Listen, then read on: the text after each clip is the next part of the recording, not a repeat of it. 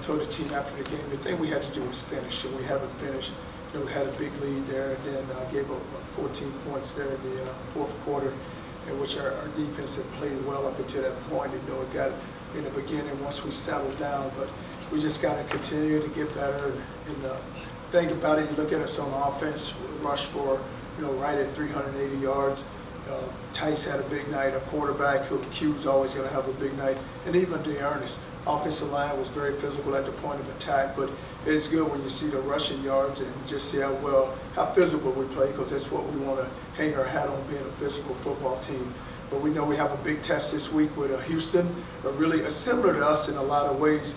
You look at the players, most of our players are from the state of Florida, most of their players are from the state of Texas. But you see just the same type of athletic players that get up and down the field, athletic linemen, really good skill. So it's going to be a really good battle for us, and we know this. We got to go in the game, be prepared to go play. You're going to have to play for 60 minutes.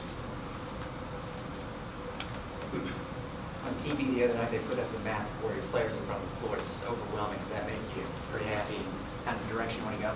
Well, you look at it, and you still have three, when you talk about Florida, Florida State, and Miami, then you have us battling with Central Florida and FAU and FIU. And, there's a lot of schools that play football in this state, but we're able to get the players that we get, and they're from this state, and they're really good football players. And the high school coaches here just do an unbelievable job, really great, really good coaches in this state. When you watch Ed Oliver on tape, what impresses you most about him? Well, I recruited Ed Oliver when we were at Texas, and knew then that he was going to be an outstanding football player, a guy that is really quick off the ball, very aggressive, very physical at the point of attack, and he's hard to block. I always have thought that he's one of the best, one of the better defensive linemen in the country. Is he a kind of guy you have to game plan more specifically for than most individual players you would? No, not really. Guys know who they have to block. We're going to run our offense. We're not going to let one player dictate what we do, but he's someone that you're going to always know where he is. Coach, as impressive as your guys are on the field, they're equally as impressive when it comes to answering big picture questions and keeping it just to the next game. So I'm curious, in the preseason and now throughout the season, how much have you coached them up on when a reporter comes in and asks about the playoff or looking towards UCF, how to respond to that as just the next game?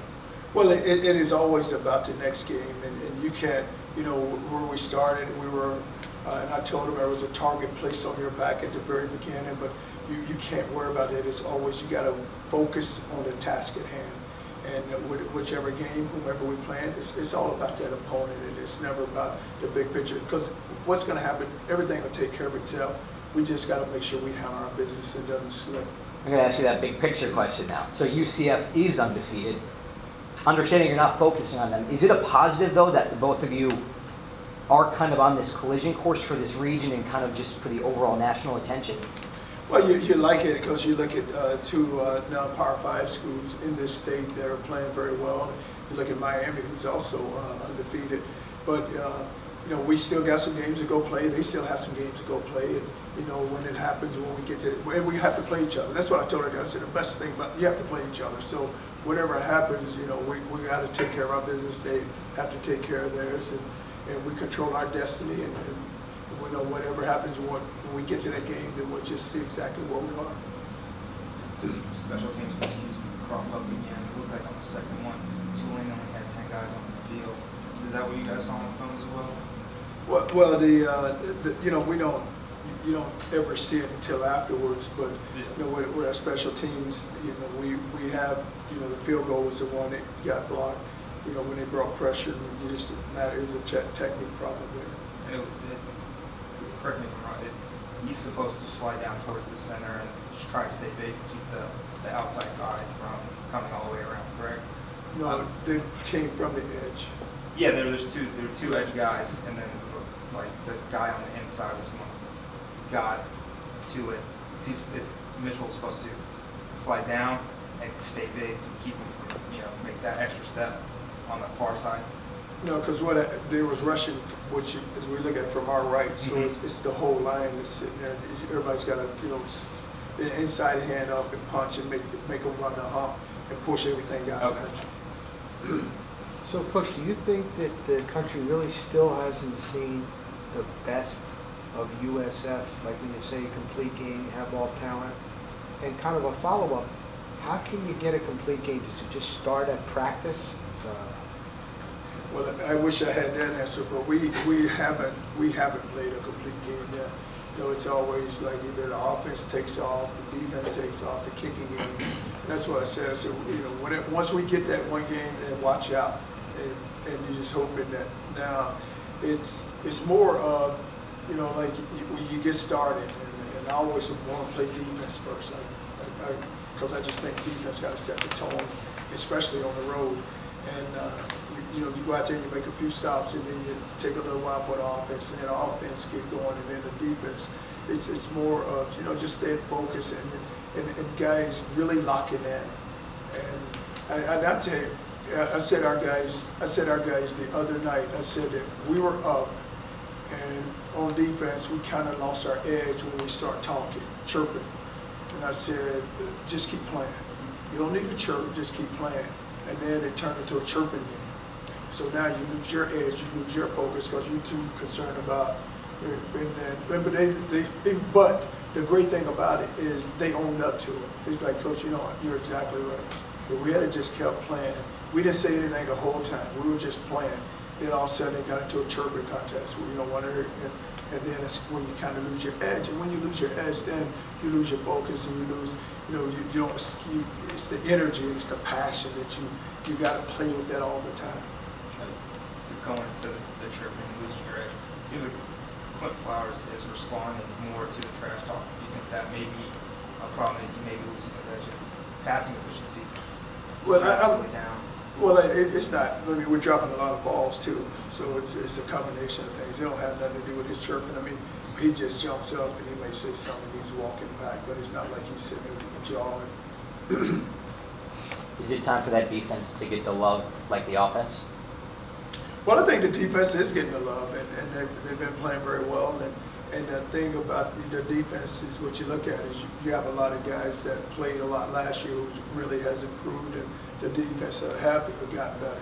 And you know that you just look at just the whole team, and you see it. And it's all about them just having that unity and guys playing together. You have so many unselfish players because when you have a quarterback like Q, and the national spotlight is on you, and it's all about, hey, let's go win as a team. You know, what happens with me will happen, but I just want to make sure we go win as a team. When you have that, and you have even Augie on defense, you know, he's not so much in how many tackles he's going to get. He's just concerned about, hey, how good, we got to go play good defense, guys. And, you know, if it's whomever night it is tonight to go make a play and get tackles, it's that guy's night. Now that you've been around 10 months, or more than 10 months, and seen him as a competitor, what have you learned about Quinn just as a competitor, as a teammate? You know, he's an amazing teammate, and the thing about it is when you have a guy who, like I said earlier, the spotlight is on him, and he doesn't let it bother him. And a lot of times when I've been around players where the spotlight has been on them, and then they kind of separate themselves from the team. You know, they make it about themselves, and he has never made it about himself. I mean, he still joke with guys, he's playful with guys, and you see, like, I've been around those guys where they kind of go sit at their own table. They don't, you know, they may have like one or two guys around them, and it's just their guys.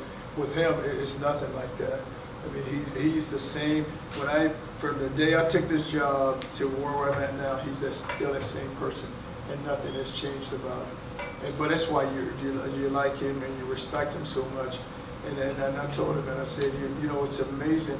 We're in the position we're in right now, and we have a lot of guys that play well, but you know, you are the guy that have put us in this position because you didn't let anything, because you could have very easily made it about yourself. And I said, we weren't playing good early on offense, and you could have just said, oh, okay, this is what I did last year, and I'm not doing it right now, so who's to blame? And there was never any finger point. He's like, you know what, Coach, I got to get better. Whereas some guys, you know, could have flipped it and turned it another way. But that's just who he is, and just what and you can just, you know, what he's been through, and that's probably, he has the character. The reason why he has the character he has is just because of what he's been through and some of the battles that he's had to face. Quentin, as you say, he's been through some things, and he's quiet and humble. And I think in the past, they've had to, coaches have tried to bring him out, draw him out. Was he easy to get to know? How's your relationship with him evolved? You know, it comes back with a lot of players, and when they've been through, some tragic things that's happened in their life, it becomes a trust factor. And sometimes it's, I always tell them there's a wall there, and you got to break that wall. You can't always have a wall up in front of you, because there's going to be people who's going to try to help you, and there's people who really want to help you, but you have got to step from behind that wall, and you have got to connect also. But the thing he did is, we had a few conversations, and I knew a little about his history, but not much. But the thing about it is that you have to let him be himself, and you know what type of person he is, and you just don't always just, like some guys try to smother you. You can't smother him. I mean, just let him be himself, and when he feels like talking, he's going to talk. And because they just don't want you like pushing it and just nagging and pushing it. Just step back and say, hey, listen, when you want to talk, come and see me, and you can have those conversations with him. But he's very humble, and that's probably, you look at it sometimes, and we all seen it. We've seen a lot of kids go through a lot, and for him to continue to play at the level he plays at and be the person that he is truly amazing. I think it's hard in these day and times for kids who have incredible athletic ability to be humble. Is that a challenge for any kid? Well, it's a challenge because of social media, and they try to build them up, and sometimes you build them up and you put them on this pedestal, and it is for some, and once they're placed on that pedestal and they don't live up to those expectations, then you see a lot of them kind of, they're looking for they're looking for some comfort. They're looking for someone to kind of pick them up and say, hey, listen, just be yourself. You don't have to prove anything to anybody, but they can't handle it because everybody's expecting so much from them. And even with him, you come into this season, everybody, okay, he's a Heisman candidate, he's this, he's that, but he never let that bother him, which is really good. Because he could have, when I was talking about a while ago, he could have very easily said, hey, this is who I am, this is what I'm about, you guys gonna follow me, I'm not gonna follow you. And it never came about him. And I told him, I said, we're in the position we're in because of you, and because how unselfish you have been. And the other players, what happens, other players see how he's gonna react. And so if they see him not complaining and moaning, then they don't complain and moan. They want to, and they're looking for, and when your best player don't say nothing, then those who are sitting there like, oh, okay, man, he's going, so we might as well just go ahead, come on. But he doesn't. And I've had numerous senior meetings. I actually had one this morning with our team, with our seniors, and I talk about that all the time. I said, yes, our first two, your first 2 years here, we played pretty good. Your last two, look what you've done. You have a chance to really do something special. And it's because of the leadership that each one of you have provided. You referenced that wall that Hugh puts up. Do you feel like you've completely broken through that? Well, it's not so much him, but it's just like any young man that's been through a lot. There's that wall there. You just got to find a way. How do you get through that wall? And it comes from conversations, and you got to give them their space, and they'll come around when they feel like that you have their best interests at heart. Then they're going to come around. And they won't come around until then, because if they feel like that you're making it all about yourself, then that wall is going to stay up, and then now it's hard to break. But you have to have conversations with them, and it's all about the conversations. It's about dialogue, and you got to know who you're dealing with, and you got to know the person that you're dealing with. You feel like one of your biggest jobs as a coach, I mean, like you've got personalities like Quentin that you got to deal with, and you got Darius Tice, and you got all of these. All these players have separate personalities. Is one of your biggest jobs as a coach to get all that to work together and to be able to, pull and push it with the right times with these guys? Without a doubt, because you're right, because you're dealing with so many different personalities, and especially when you get the seniors that we have. So you think about it, you got Q, who doesn't say much, then you have Dearness, then you have Tice, and Tice is going to talk for everybody. And then you have Cameron Rupp, who's a totally different than the rest of them. Then you have Jeremy Hall. So you have, and then Valdez. So you have to know, like, just on offense, like, okay, what's the conversation I got to have with Valdez? And you can't, you have to know which button to push, and you have to be aware of, okay, I can probably rip Tice, and I can really get after Tice, but I can't get after Q, or I can't get after Valdez like that, because it's just the personalities. And then you go to defense, you have a Sanat who doesn't say not much at all. Bruce doesn't say much. Now Love will talk. Love will do like talking for him. And then there's Augie who doesn't say much. But Nichols is going to talk. Abraham is not going to say much at all. Fullwood's not going to say anything. But it's just combining those personalities. But it comes back to they have so much respect for one another that then, those persons, they let Tice be Tice. They know Tice is gonna, it's almost like, okay, Tice, let's get him going. And then they know he's gonna, talk and everything. But those guys kind of just like, hey, it's they lead by how they play and just how they carry themselves, and the younger players see it. But it's dealing with personality, and that's what you have to manage more than anything. I know the X's and O's, but it's about managing the personalities of the football team too, because you have that group sitting there, then you have a younger group who think they should be playing, and they're not playing right now, so some of them are upset, and you're going to get your turn, but they don't realize, what, your turn is coming, not this year, but it's going to come. So it is about managing personalities and dealing with the abilities and talents of all of them. Is that one of the biggest things that a young coach has to learn as a head coach? I mean, I can see where a coach might come in and say, okay, I've got this system, I'm going to force everybody into my system and do it my way. And they have to learn, hey, wait a minute, I've got to deal with these people, and if I just push everything on my way, this isn't going to work. Is that one of the toughest things to learn? And see, what happens a lot of times with young coaches is that they step into it, and they do, instead of them trying to make it about the players, they make it about themselves, and they just feel like, I got this system, and this system is going to work. No, your system is going to work when you get those guys to buy into your system. Okay, you can come in there and say, hey, you got this great system, but if those players don't buy into that system, then you can call anything you want to call it, and it's not going to work. But it is, you have to manage them, and you have to manage your players, and you have to know the personalities of all of them, and you have to know how to deal with them. Like, I call Rupp a politician. I just think that Cameron Rupp, one of these days is going to be a politician, just how he carries himself. And you can say something rough, and he can say something, and it's almost like, all the guys it's almost like E.F. Hutton, they're going to listen to him because they have the respect for him, and they can, they know who he is and what he represents, and he's on our SAC here. He does so much with the university, and he's so involved, but they love him and they respect him for that. And whereas some of them don't do it, but they respect Ruff for doing it. Can you tell us physically what Kirsten Johnson's been dealing with and whether he'll be back this week? Well, he practiced, Joey, Sunday. We came out and did some walkthrough. He practiced a little today. And it's just, his is more of he took a hit here in the chest.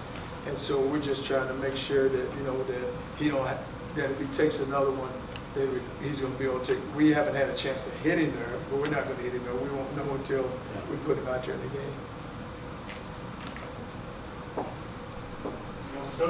All right, appreciate it. Thank you.